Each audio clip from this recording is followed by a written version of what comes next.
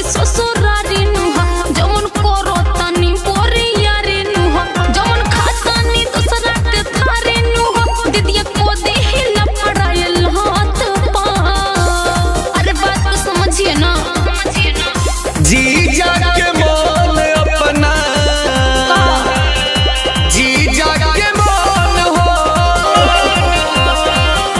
जीजा के मन अपना तोरा जान हाथ पर दीदिया न देखी तो है दीदिया न देखी तो है चल चल छत पर चल चल छत पर। अब रह दिना कहाँ से रहे दिए तो सारा खेला बाकी है भाई दादा।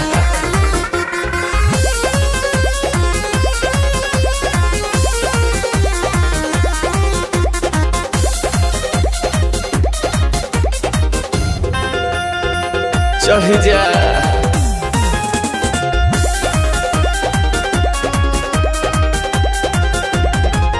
चुप चुप करे चोली करे सलवार हो माना नहीं कर सोना लूट दलहार हो। अरे हटे ना चुप चुप करे चोली करे सलवार हो कर जानी माना रानी लूट दलहार हो। अरे जाए देना कहाँ बटे ऊपर से मोट पिचकारी नु हो मन कोरो त देही तोहे गारी नु हो सफे पूछो तनी सरकारी नु हो रिद्धि रोले बनी काहे नोट पा। जीजा के मन अपना जीजा के मन हो त जे जाई त का जीजा के मन अपना तोरा जानी हाथ पर अच्छा दीदिया न देखी तो है दीदिया न देखी तो है चल चल छत पर चल चल छत पर। कुछ न जाए जी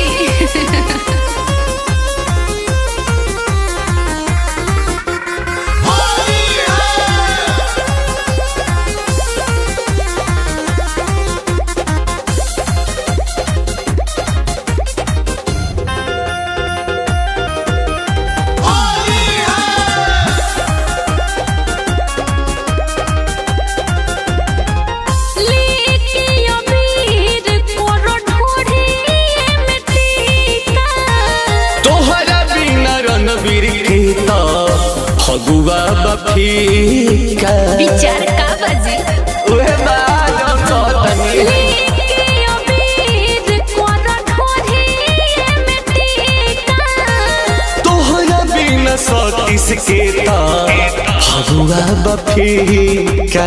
अच्छा जी गरम कोरी ना इंजन लहक जाई हो राउर खड़ा पिचकारी सहक जाई हो मोरा पाली कोमड़िया चमक जाई हो बात आ जाई हमरा इज्जत पा। बुझनी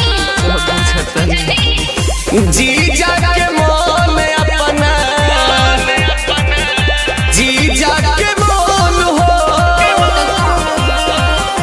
जीजा के मन अपना तोरा जानी हाथ पर दीदिया न देखी तो है